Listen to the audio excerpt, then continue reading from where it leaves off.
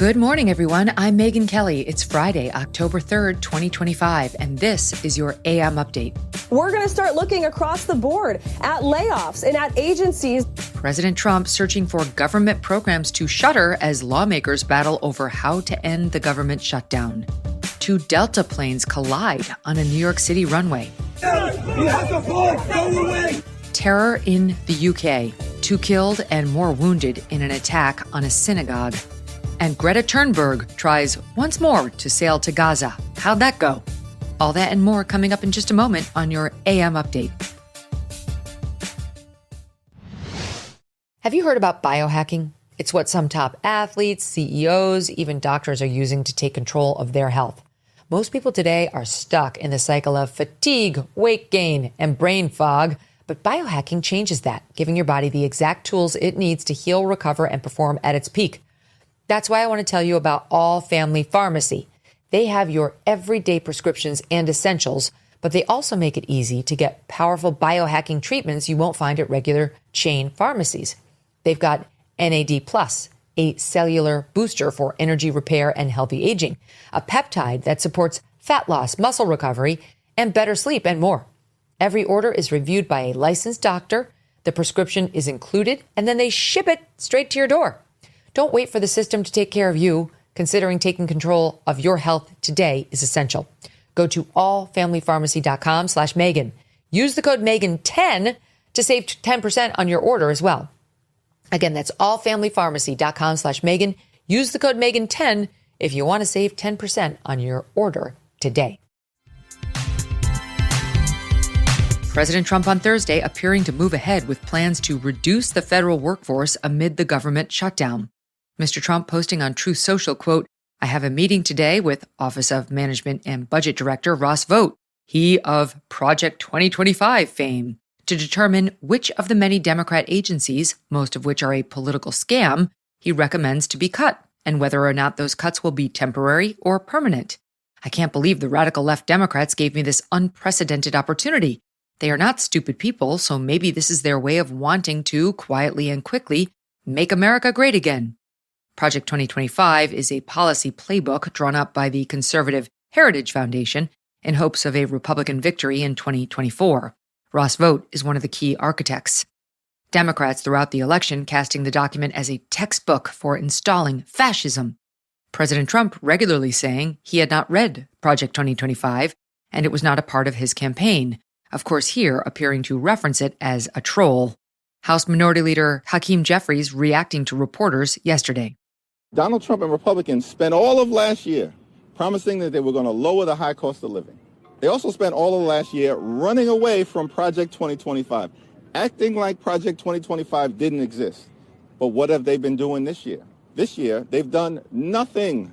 Zip, zero. Stingy with De Niro. Nothing to lower the high cost of living for everyday Americans, while at the same period of time implementing and unleashing Project 2025. Now, all of a sudden, Donald Trump admits it was his project all along. Last week, Vought circulating a memo directing agencies to draw up plans for layoffs in the event of a shutdown.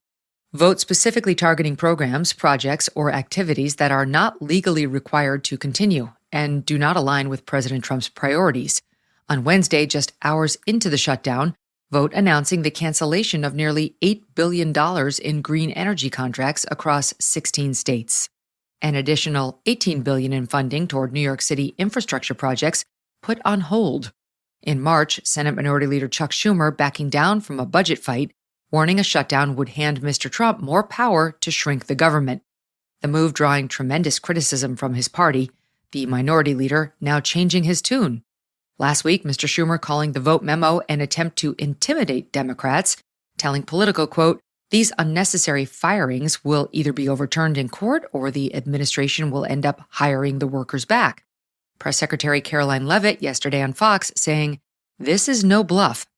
Look, we have $0 coming into the federal government right now because the Democrats shut it down. So what Russ Vought is working diligently on is examining how we can fix this mess to ensure that critical funding continues, that we can get people paid. But the Democrats are making that very difficult. We're going to start looking across the board at layoffs and at agencies that we feel do not best serve the American taxpayer, that may need to be halted or permanently cut. Is that real? Or is that a negotiating tactic? Oh, it's very real. And the Democrats should know that they put the White House and the president in this position. For now, the shutdown continues. 2 regional jets operated by a Delta Airlines subsidiary colliding at low speeds on a LaGuardia taxiway Wednesday night in New York. One flight attendant reportedly suffering a knee injury. According to Port Authority, a person was taken to the hospital. It's unclear if that person is the flight attendant. Thankfully, no one else was injured. Just before 10 p.m., a plane taxiing in from Charlotte, North Carolina, struck by the wing of another jet, preparing to take off for Roanoke, Virginia. CBS producer Joey Annunziato, who was on board one of the planes, describing the crash. We just landed in New York on a Delta flight from Charlotte, coming back from work, and we were taxiing to our runway, and we got absolutely smashed by another Delta flight. I don't know if we hit them or if they hit us, but it was super jarring. Everyone shot forward in their seats, and it was kind of a little chaotic as soon as it happened. The flight was uneventful up until we landed. I think everybody's okay. And we're probably, 50 to 100 yards from our gate. Images of the scene showing extensive damage to the plane's windshield and nose. 57 passengers were aboard the flight from Charlotte, 28 on the flight to Roanoke, according to the airline. The FAA releasing a statement yesterday morning saying air traffic control instructed the plane departing for Roanoke to yield to the other aircraft before crossing into the intersection. The National Transportation Safety Board is investigating the incident. Preliminary reports typically released within 30 days, a full report within 12 to 18 months. The collision occurring within the first day of the government shutdown. Air traffic controllers are classified as essential, working through the shutdown, though without any pay. The Air Traffic Controllers Union, in a Wednesday statement unrelated to the collision, writing, quote, "The increased stress and fatigue that comes from working long hours without pay cannot be overstated. It's unclear if LaGuardia's staffing levels were impacted when the collision occurred." Coming up, an attack on a UK synagogue leaves 2 Jews killed and 4 injured. Police declare it an act of terror. And Greta Thunberg's Gaza flotilla take 2.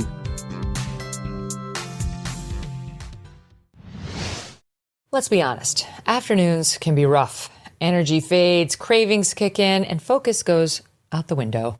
The quick fix, another coffee, but that can lead to jitters or a crash later, or it interrupts your sleep. You know the problems. Peak's Sun Goddess Matcha is another option. Whether it's how the day starts or how it gets back on track, this matcha is not just a drink. It can be a better daily habit. It gives steady energy and helps you focus without the ups and downs. This is not just any matcha. It's organic, ceremonial grade, and grown in Japan's pure volcanic soil, far away from pollution. It's shaded longer for more nutrients and blended by tea masters. That's how serious they are about quality. The taste is smooth, creamy, and rich, not bitter like lower quality matcha. It packs powerful antioxidants to keep you sharp and steady. And right now, you can get up to 20% off for life, plus a free rechargeable frother and glass beaker. It's backed by a 90-day money-back guarantee. Go to peaklife.com/Megyn. That's PIQUE life.com/Megyn to try it for yourself. Again, that's PIQUE life.com/Megyn. Terrorism in the United Kingdom. At least 2 Jewish people killed, 4 more injured in a targeted car and knife attack on a synagogue in Manchester, England. 3 of the victims now in serious condition.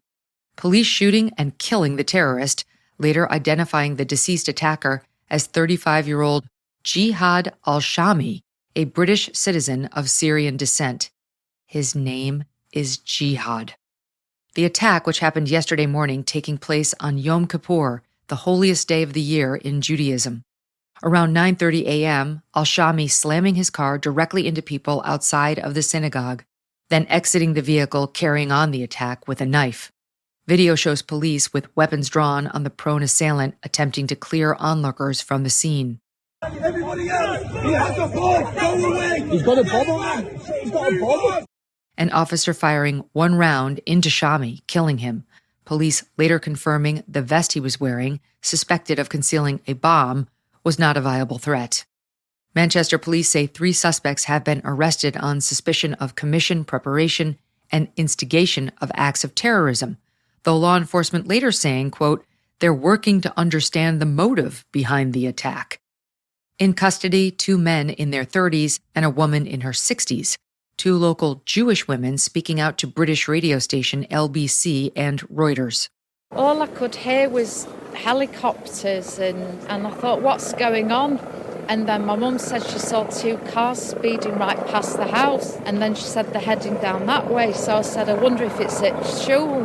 That's my mum. That's our local synagogue. So she said, I think you're right. And today is Yom Kippur. It's a very holy festival. And I'm Jewish and absolutely terrified. I was on my way to that synagogue when this all happened. And I'm in an absolute state of distress and shock. You know, we've been saying for years, and pre-October the 7th, that anti-Semitism is real. And we have been continually gaslit. UK Prime Minister Keir Starmer reacting on Thursday. This is a country that stands up to hatred, and that we don't just provide refuge, we provide a home. For so many Jewish families, that is the story of Britain. But Britain is also a country where Jewish buildings, synagogues, even schools require round-the-clock protection, where dedicated specialist security is necessary because of the daily threat of anti-Semitic hatred. Today's horrific incident shows why. And while this is not a new hate, this is something Jews have always lived with, we must be clear. It is a hatred that is rising once again, and Britain must defeat it once again. The Prime Minister also saying police presence around synagogues will be increased. The Daily Mail reporting multiple anti-Israel protesters continuing with planned rallies last night, one just a few miles away from the site of the attack. Marchers adorned with black and white keffiyeh scarves, waving Palestinian flags and signs reading, "Stop Starving Gaza" and "Israel is guilty of genocide." The demonstrations drawing condemnation on social media. Conservative member of the London Assembly, Susan Hall, writing, quote, "Utterly disgusting. What disgraceful, disrespectful, despicable behavior. Today of all days." This attack coming one day after German police arrested 3 suspected Hamas members, allegedly stockpiling weapons, quote, for assassinations targeting Israeli or Jewish institutions, according to prosecutors. The suspects arrested in Berlin.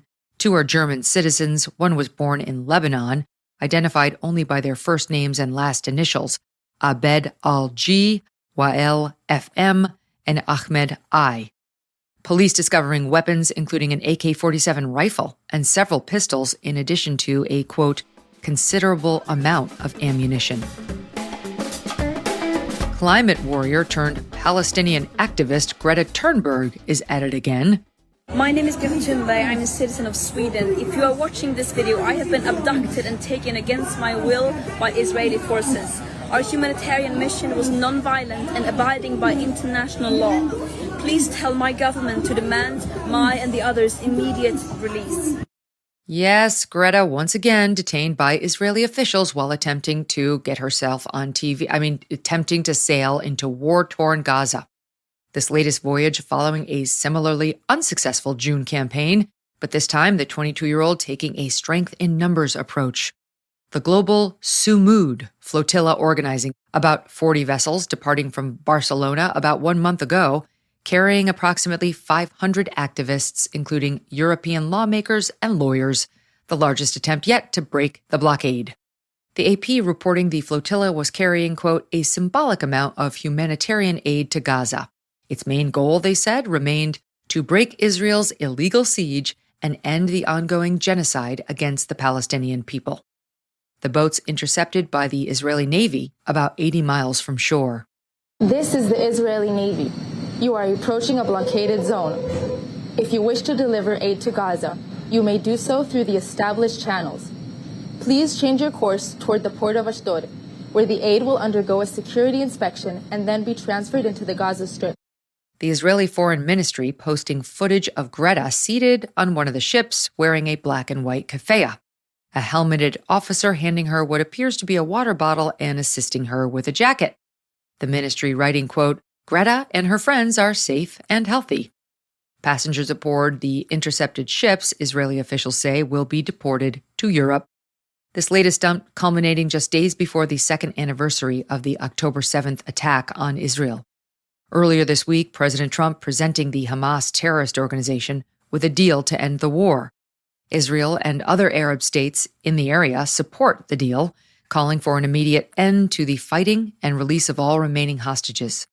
President Trump telling reporters on Tuesday Hamas has 3 or 4 days to respond, the White House promising full backing to Israel to finish the job if this deal is rejected. As of today, no word on whether Hamas will accept the offer.